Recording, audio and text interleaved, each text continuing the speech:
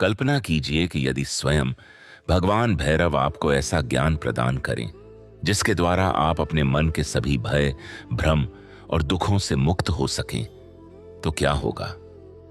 यदि आपको यह ज्ञात हो जाए कि परमात्मा कहीं दूर नहीं, बल्कि आपकी प्रत्येक श्वास, प्रत्येक विचार और आपकी अपनी चेतना में ही विद्यमान है, तो आपका जीवन किस प्रकार बदल जाएगा? सनातन धर्म के गूढ़तम ग्रंथों में से एक विज्ञान भैरव तंत्र इसी दिव्य रहस्य का उद्घाटन करता है। यह कोई साधारण ग्रंथ नहीं है, बल्कि भगवान भैरव और माता पार्वती के मध्य हुआ वह अलौकिक संवाद है, जिसमें मानव जीवन, आत्मा, ब्रह्मांड और परम सत्य के सबसे गहरे रहस्यों को प्रकट किया गया है।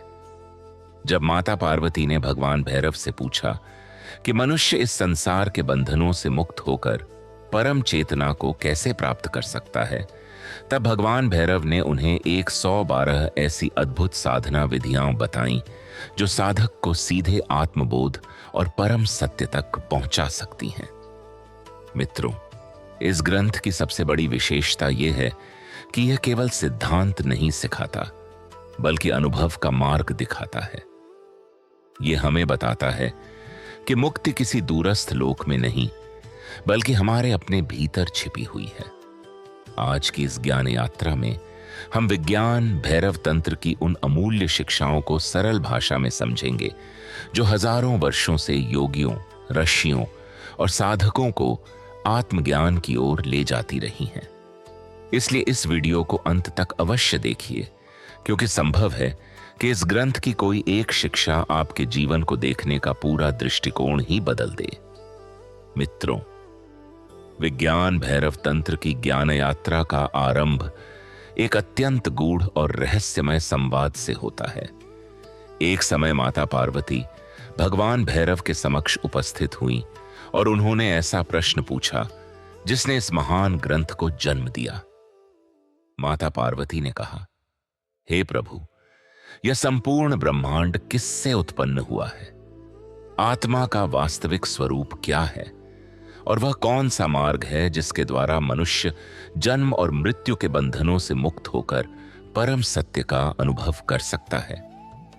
मित्रों, ये केवल माता पार्वती के प्रश्न नहीं थे, बल्कि प्रत्येक मानव के हृदय में उठने वाले वे प्रश्न थे जो उसे सत्य की खोज की ओर प्रेरित करते हैं।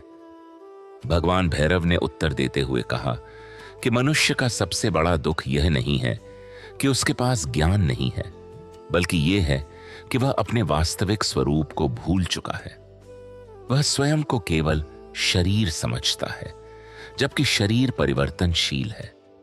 वह स्वयं को मन समझता है, जबकि मन हर क्षण बदलता रहता है।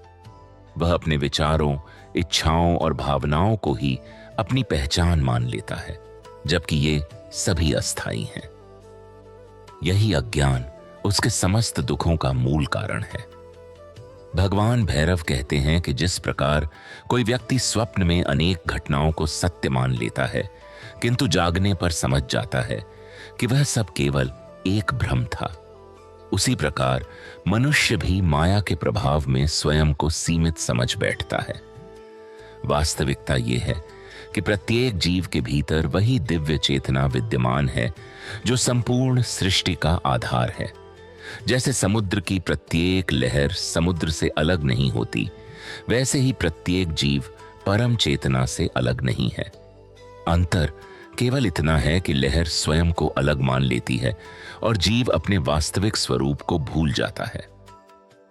भगवान भैरव आगे कहते हैं कि संसार में अधिकांश लोग सुख की खोज बाहरी वस्तुओं में करते हैं।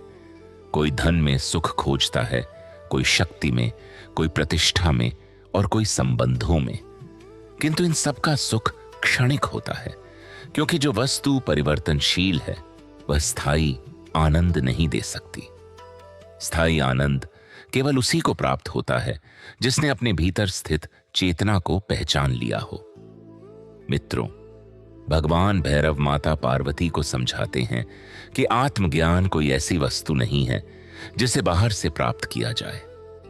यह तो अपने भीतर पहले से विद्यमान सत्य को पहचानने की प्रक्रिया है। जिस प्रकार बादलों के हटते ही सूर्य स्वयं प्रकट हो जाता है, उसी प्रकार अज्ञान दूर होते ही आत्मा का प्रकाश स्वयं प्रकट हो जाता है। साधना का उद्देश्य किसी नए सत्य की खोज नहीं, बल्कि अपने भीतर छिपे हुए सत्य का अनुभव करना है। भगवान भैरव कहते हैं कि मनुष्य का वास्तविक स्वरूप न जन्म लेता है और न मृत्यु को प्राप्त होता है। शरीर आता है और चला जाता है, विचार आते हैं और समाप्त हो जाते हैं, परिस्थितियां बदलती रहती हैं, किंतु चेतना सदैव एक समान रहती है। वही आत्मा है, वही शिव है और वही परम सत्य है। मित्रों, विज्ञान भैरव तंत्र की पहली और सबसे महत्वपूर्ण शिक्षा यही है कि परमात्मा कहीं दूर नहीं है।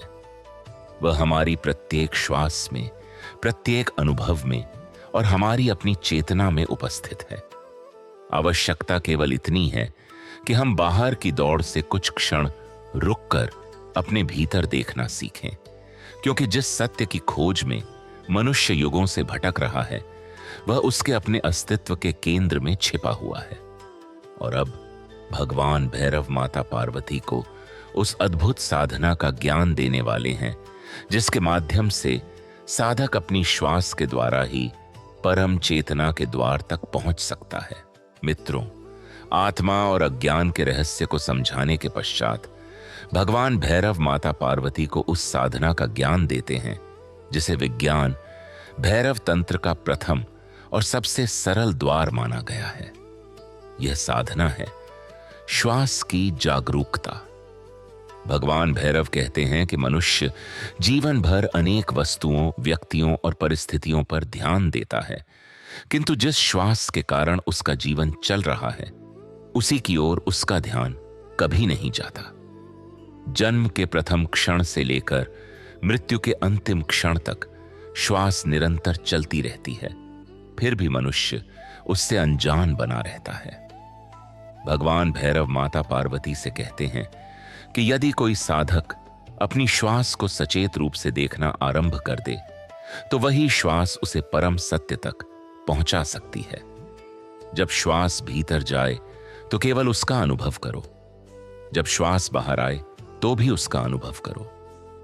उसे नियंत्रित करने का प्रयास मत करो, उसे बदलने का प्रयास मत करो, केवल उसके साक्षी बनो। धीरे धीरे साधक अनुभव करेगा कि उसका चंचल मन शांत होने लगा है और विचारों का प्रवाह धीमा पड़ने लगा है। मित्रों, भगवान भैरव आगे एक अत्यंत गहन रहस्य प्रकट करते हैं। वे कहते हैं कि प्रत्येक श्वास के बीच एक सूक्ष्म अंतराल होता है। जब श्वास भीतर जाती है और बाहर आने वाली होती है, तब एक क्षण ऐसा आता है जहां सब कुछ स्थिर हो जाता है। उसी प्रकार जब श्वास बाहर निकलती है और भीतर आने वाली होती है, तब भी एक सूक्ष्म विराम उपस्थित होता है। सामान्य व्यक्ति इन क्षणों को कभी नहीं देख पाता, क्योंकि उसका मन निरंतर विचारों में उलझा रहता है। किंतु जो साधक पूर्ण जागरूकता के साथ इन सूक्ष्म अंतरालों को पहचान लेता है, वह धीरे धीरे उस मौन का अनुभव करने लगता है जो मन और विचारों से परे है। भगवान भैरव कहते हैं कि वही मौन भैरव का द्वार है, वही आत्मा का प्रवेश द्वार है और वही परम चेतना का प्रथम स्पर्श है।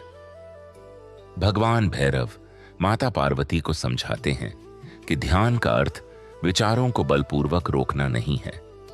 जितना अधिक मनुष्य विचारों को रोकने का प्रयास करता है, वे उतने ही अधिक शक्तिशाली होकर लौटते हैं।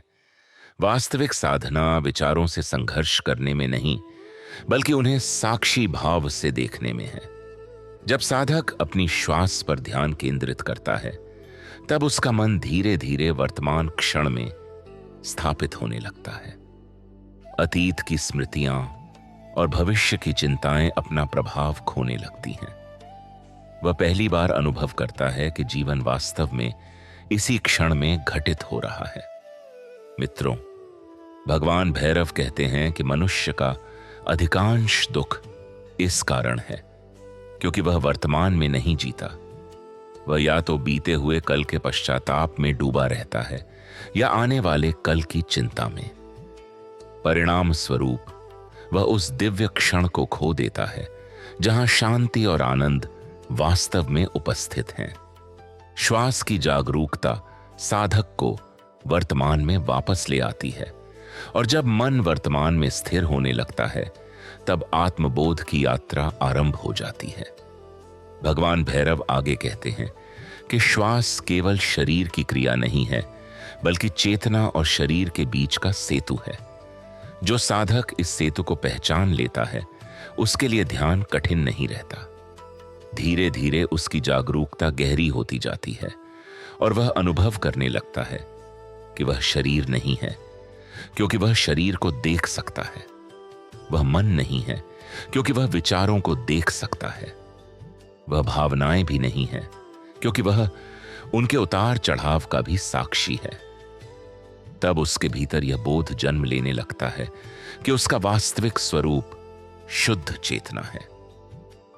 मित्रों, विज्ञान भैरव तंत्र की यह दूसरी शिक्षा हमें बताती है कि मुक्ति का मार्ग कहीं दूर नहीं है, वह हमारी प्रत्येक श्वास में छिपा हुआ है। आवश्यकता केवल इतनी है कि हम कुछ क्षण रुकें, स्वयं को देखें और उस जीवन धारा को अनुभव करें जो निरंतर हमारे भीतर प्रवाहित हो रही है। और अब भगवान भैरव माता पार्वती को उस अगले रहस्य से परिचित कराने वाले हैं जहां साधक केवल श्वास का ही नहीं बल्कि अपने मन, विचारों और भावनाओं का भी साक्षी बनकर आत्मज्ञान की दिशा में आगे बढ़ता है। मित्रों, श्वास की जागरूकता का ज्ञान देने के पश्चात भगवान भैरव माता पार्वती को साधना के अगले और अत्यंत महत्वपूर्ण चरण का उपदेश देते हैं, जिसे साक्षी भाव कहा जाता है। भगवान भैरव कहते हैं कि मनुष्य का मन एक चंचल नदी के समान है जो कभी शांत नहीं रहती। उसमें निरंतर विचारों, इच्छाओं, स्मृतियों और कल्पनाओं की तरंगें उठती रहती हैं। कभी मन सुख का अनुभव करता है, कभी दुख का, कभी आशा से भर जाता है तो कभी भय और चिंता में डूब जाता है। सामान्य व्यक्ति इन विचारों और भावनाओं के साथ इतना जुड़ जाता है कि वह स्वयं को ही उनका स्वरूप समझने लगता है। यही कारण है कि जब विचार दुखी होते हैं तो वह स्वयं को दुखी समझता है, और जब विचार प्रसन्न होते हैं तो वह स्वयं को प्रसन्न मान लेता है। भगवान भैरव माता पार्वती से कहते हैं कि साधक का मार्ग इससे भिन्न है। साधक को विचारों के पीछे नहीं भागना है, न ही उनसे युद्ध करना है। उसे केवल उन्हें देखना है। जिस प्रकार कोई व्यक्ति नदी के किनारे खड़ा होकर बहते हुए जल को देखता है, उसी प्रकार साधक को अपने मन के विचारों को आते जाते हुए देखना चाहिए। धीरे धीरे उसे अनुभव होगा कि विचार बदलते रहते हैं, किंतु उन्हें देखने वाला कभी नहीं बदलता। वही देखने वाला, वही साक्षी उसका वास्तविक स्वरूप है। मित्रों, भगवान भैरव एक अत्यंत सुंदर उदाहरण देते हैं। वे कहते हैं कि आकाश में बादल आते हैं और चले जाते हैं। कभी काले बादल छा जाते हैं, कभी उजले बादल दिखाई देते हैं, और कभी आकाश बिल्कुल स्वच्छ हो जाता है। किंतु इन सब परिवर्तनों के बावजूद आकाश स्वयं नहीं बदलता। उसी प्रकार मन में उठने वाले विचार और भावनाएं बादलों के समान हैं, जबकि हमारी चेतना आकाश के समान है। यदि साधक इस सत्य को अनुभव कर ले तो वह धीरे धीरे अपने मन की अशांति से मुक्त होने लगता है। भगवान भैरव आगे कहते हैं कि संसार के अधिकांश दुखों का कारण स्वयं दुख नहीं, बल्कि उससे हमारी पहचान बना लेना है। जब मनुष्य क्रोध को मेरा क्रोध कहता है, भय को मेरा भय कहता है और दुख को मेरा दुख कहता है, तभी वह उनसे बंध जाता है। किंतु जब वह उन्हें केवल एक अनुभव के रूप में देखता है, तब उनका प्रभाव कम होने लगता है। यही साक्षी भाव की शक्ति है। यह मनुष्य को परिस्थितियों का दास नहीं, बल्कि उनका दर्शक बना देता है। मित्रों, विज्ञान भैरव तंत्र की यह शिक्षा हमें बताती है कि आत्मज्ञान का मार्ग मन को दबाने में नहीं बल्कि उसे समझने में है। जिस क्षण साधक अपने भीतर स्थित साक्षी को पहचान लेता है, उसी क्षण उसकी चेतना भीतर की ओर मुड़ने लगती है। तब वह पहली बार अनुभव करता है कि वह विचार नहीं है, मन नहीं है, बल्कि उन सब का साक्षी है। और यही अनुभव धीरे धीरे उसे उस मौन और शून्यता की ओर ले जाता है जहां से वास्तविक आत्मबोध की यात्रा प्रारंभ होती है।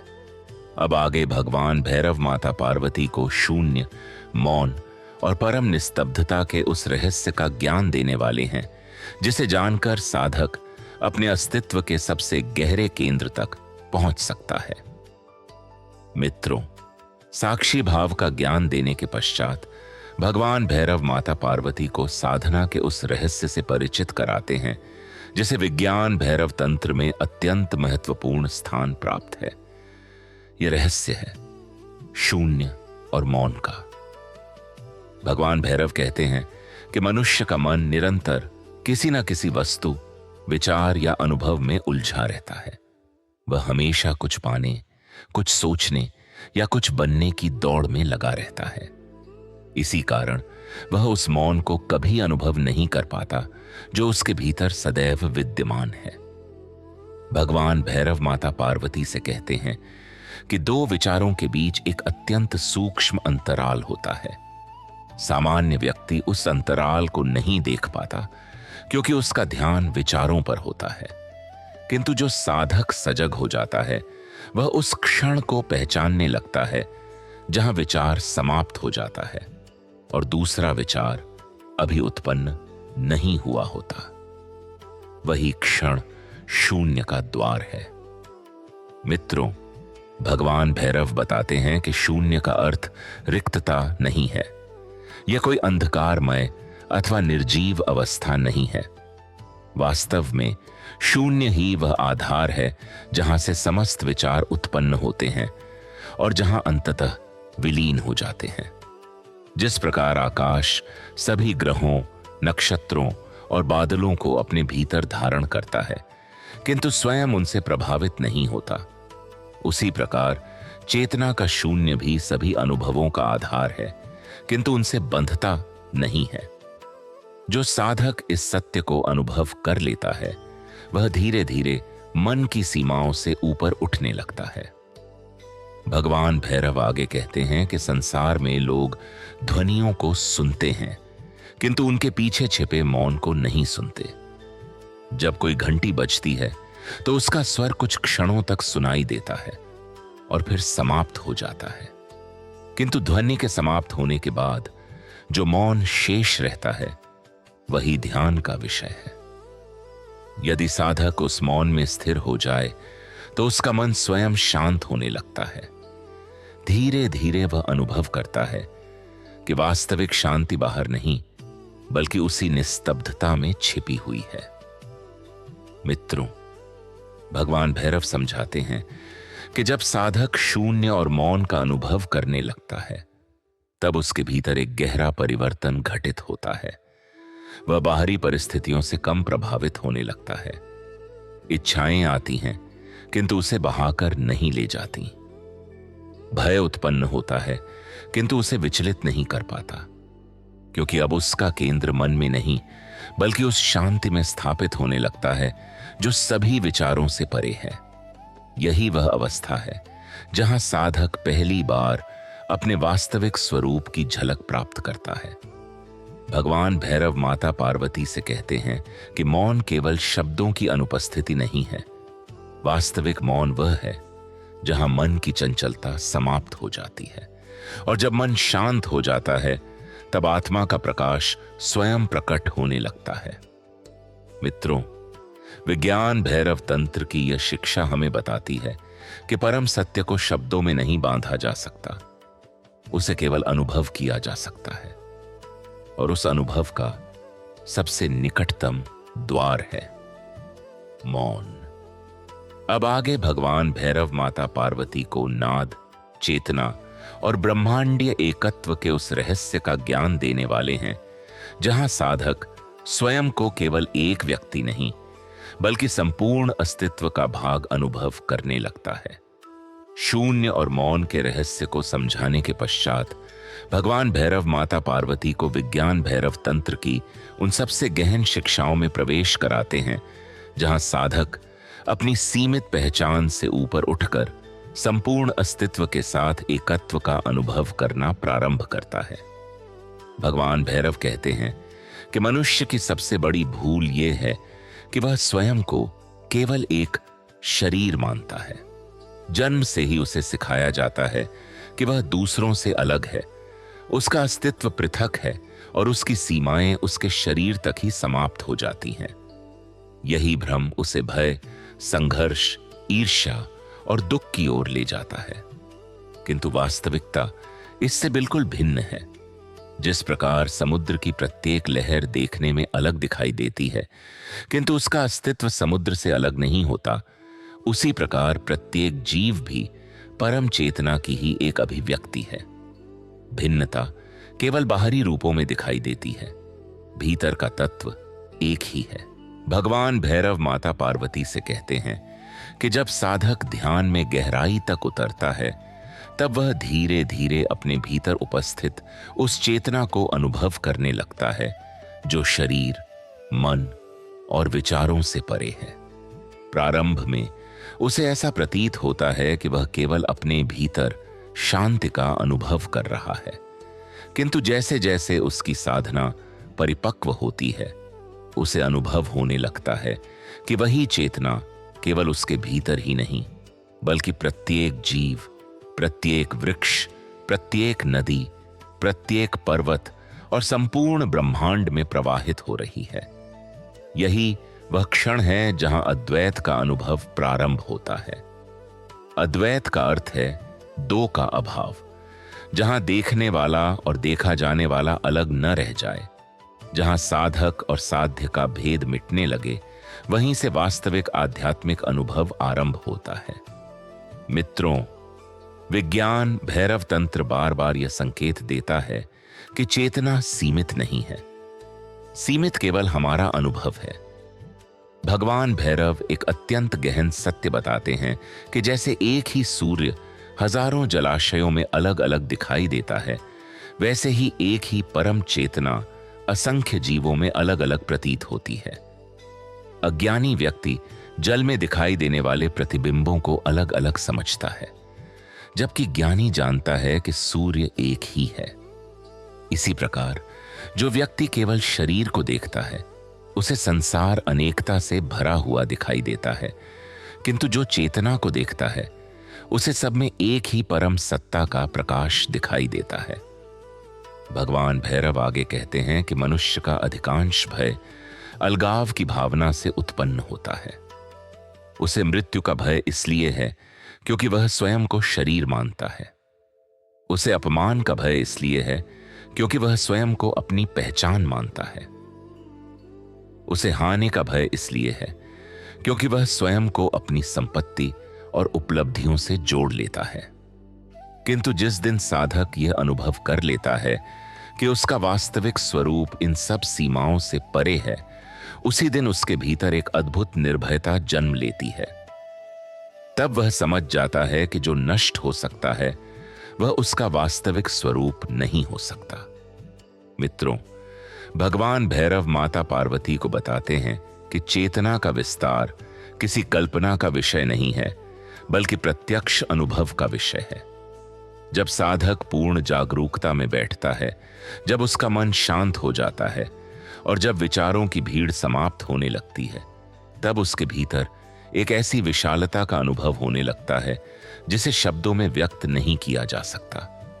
उसे ऐसा प्रतीत होता है मानो उसकी सीमाएं समाप्त हो रही हैं। वह केवल एक व्यक्ति नहीं रह जाता बल्कि अस्तित्व की एक विशाल धारा का भाग अनुभव करने लगता है। यही कारण है कि महान ऋषियों ने कहा था, अहं ब्रह्मास्मि, अर्थात मैं ब्रह्म हूं। इसका अर्थ अहंकार पूर्ण घोषणा नहीं बल्कि उस अनुभव की अभिव्यक्ति है जहां व्यक्ति स्वयं को संपूर्ण अस्तित्व से अभिन्न अनुभव करता है। भगवान भैरव कहते हैं कि जब साधक इस अवस्था को प्राप्त करता है तब उसके भीतर स्वाभाविक करुणा उत्पन्न होने लगती है, क्योंकि अब वह दूसरों को अपने से अलग नहीं देखता। वह समझ जाता है कि जिस पीड़ा का अनुभव दूसरा कर रहा है उसी चेतना का अनुभव वह स्वयं भी कर सकता है। इसलिए उसके भीतर प्रेम और करुणा स्वतः प्रकट होते हैं। यह प्रेम किसी नियम या नैतिक शिक्षा का परिणाम नहीं होता, बल्कि चेतना की एकता के प्रत्यक्ष अनुभव से उत्पन्न होता है। यही कारण है कि आत्मज्ञान प्राप्त व्यक्ति के भीतर घृणा, ईर्ष्या और द्वेष धीरे धीरे समाप्त होने लगते हैं। मित्रों, विज्ञान भैरव तंत्र की यह शिक्षा केवल दार्शनिक विचार नहीं है, बल्कि संपूर्ण साधना का केंद्र है। भगवान भैरव हमें यह समझाना चाहते हैं कि जब तक हम स्वयं को सीमित मानते रहेंगे तब तक दुखों से पूर्ण मुक्ति संभव नहीं है। किंतु जिस क्षण हम अपने भीतर उस अनंत चेतना की झलक प्राप्त कर लेते हैं, उसी क्षण जीवन का अर्थ बदलने लगता है। तब संसार पहले जैसा ही रहता है, किंतु उसे देखने वाली दृष्टि बदल जाती है। वही घटनाएं घटती हैं, वही लोग मिलते हैं, वही परिस्थितियां आती हैं, किंतु अब साधक उनके बीच रहते हुए भी भीतर से स्वतंत्र बना रहता है। और मित्रों, अब भगवान भैरव माता पार्वती को साधना के उस अगले और अत्यंत महत्वपूर्ण रहस्य का ज्ञान देने वाले हैं, जहां इस चेतना के अनुभव के बाद साधक अपने सबसे बड़े बंधन अहंकार का सामना करता है। क्योंकि जब तक अहंकार जीवित है तब तक पूर्ण मुक्ति संभव नहीं। अगले भाग में हम जानेंगे कि भगवान भैरव अहंकार के विसर्जन और आत्मबोध के अंतिम मार्ग को किस प्रकार प्रकट करते हैं। मित्रों, चेतना की अनंतता और समस्त अस्तित्व के साथ एकत्व के अनुभव को समझाने के पश्चात भगवान भैरव माता पार्वती को साधना के उस चरण में प्रवेश कराते हैं जिसे आत्मज्ञान की यात्रा का सबसे कठिन किंतु सबसे आवश्यक चरण कहा गया है। यह चरण है अहंकार का विसर्जन। भगवान भैरव कहते हैं कि मनुष्य के सभी बंधनों का मूल कारण उसका अहंकार है। यही अहंकार उसे यह विश्वास दिलाता है कि वह दूसरों से अलग है, वह स्वयं अपने कर्मों का करता है और संसार में जो कुछ भी घटित हो रहा है उसका केंद्र वही है। जन्म के बाद से मनुष्य अपने नाम, रूप, परिवार, व्यवहार, पद, प्रतिष्ठा और उपलब्धियों के साथ अपनी पहचान बनाता चला जाता है। धीरे धीरे वह इन सबको ही अपना वास्तविक स्वरूप मान लेता है। किंतु भगवान भैरव कहते हैं कि यह पहचान वास्तविक नहीं, बल्कि एक मानसिक निर्माण है। जिस प्रकार अभिनेता मंच पर किसी पात्र की भूमिका निभाता है और नाटक समाप्त होने पर अपने वास्तविक स्वरूप में लौट आता है, उसी प्रकार आत्मा भी इस संसार में अनेक भूमिकाएं निभाती है, किंतु वह कभी उन भूमिकाओं तक सीमित नहीं होती। भगवान भैरव माता पार्वती से कहते हैं कि जब तक साधक स्वयं को केवल एक व्यक्ति मानता रहेगा तब तक वह पूर्ण सत्य को नहीं जान सकता, क्योंकि अहंकार का स्वभाव ही विभाजन करना है। वह हर जगह मैं और तुम, मेरा और तुम्हारा, अपना और पराया जैसे भेद उत्पन्न करता है।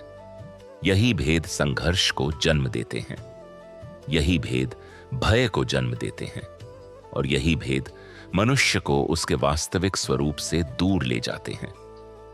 किंतु जब साधक साक्षी भाव में स्थिर होकर अपने भीतर देखने लगता है, तब उसे धीरे धीरे अनुभव होता है कि यह मैं भी एक विचार मात्र है।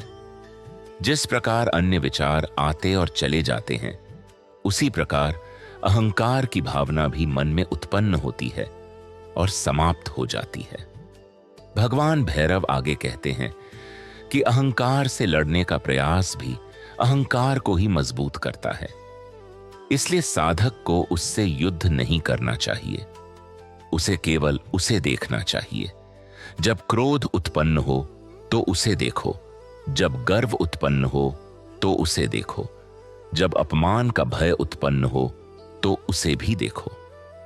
धीरे धीरे साधक समझने लगता है कि ये सभी भावनाएं उसके भीतर उत्पन्न हो रही हैं, किंतु वह स्वयं इन भावनाओं से परे है। यही समझ अहंकार की जड़ों को कमजोर करने लगती है। मित्रों, भगवान भैरव एक अत्यंत गहरा रहस्य प्रकट करते हैं। वे कहते हैं कि जिस क्षण मनुष्य स्वयं को कर्ता मानना छोड़ देता है, उसी क्षण उसके जीवन में एक अद्भुत परिवर्तन प्रारंभ हो जाता है। तब वह समझने लगता है कि अस्तित्व की एक विशाल शक्ति निरंतर कार्य कर रही है। सूर्य स्वयं उदित होता है, नदियां स्वयं बहती हैं, वृक्ष स्वयं फल देते हैं और जीवन स्वयं अपने मार्ग पर चलता है। मनुष्य केवल उस महान प्रवाह का एक भाग है। जब यह अनुभव गहरा हो जाता है, तब उसके भीतर समर्पण का जन्म होता है। यह समर्पण किसी भय से उत्पन्न नहीं होता, बल्कि ज्ञान से उत्पन्न होता है। भगवान भैरव माता पार्वती से कहते हैं कि अहंकार के विलीन होने पर साधक के भीतर एक नई दृष्टि का जन्म होता है। अब वह स्वयं को संसार से अलग नहीं देखता। वह समझ जाता है कि जिस चेतना का प्रकाश उसके भीतर है, वही समस्त सृष्टि में व्याप्त है। तब उसके भीतर करुणा उत्पन्न होती है, प्रेम उत्पन्न होता है और एक ऐसी शांति उत्पन्न होती है जो किसी बाहरी परिस्थिति पर निर्भर नहीं होती। उसे अब सम्मान मिलने पर अत्यधिक प्रसन्नता नहीं होती और अपमान मिलने पर अत्यधिक दुख नहीं होता, क्योंकि उसकी पहचान अब बाहरी वस्तुओं से नहीं, बल्कि अपनी चेतना से जुड़ चुकी होती है। मित्रों, विज्ञान भैरव तंत्र की यह शिक्षा हमें बताती है कि आत्मज्ञान का अर्थ केवल ध्यान करना नहीं है। आत्मज्ञान का अर्थ है अपने भीतर उपस्थित उस झूठी पहचान को पहचानना जिसने हमें सीमित बना रखा है। जब यह पहचान धीरे धीरे समाप्त होने लगती है, तब आत्मा का वास्तविक प्रकाश प्रकट होने लगता है। यही कारण है कि सभी महान ऋषियों ने अहंकार के त्याग को मुक्ति का द्वार कहा है। भगवान भैरव अंत में माता पार्वती से कहते हैं कि जिस साधक ने अपने अहंकार को समझ लिया और उसके पार देखने की क्षमता विकसित कर ली, उसके लिए आत्मबोध दूर नहीं रहता, क्योंकि अब उसके और परम सत्य के बीच सबसे बड़ा पर्दा हटने लगता है। और मित्रों, अब विज्ञान भैरव तंत्र की यह महान ज्ञान यात्रा अपने अंतिम चरण की ओर बढ़ रही है।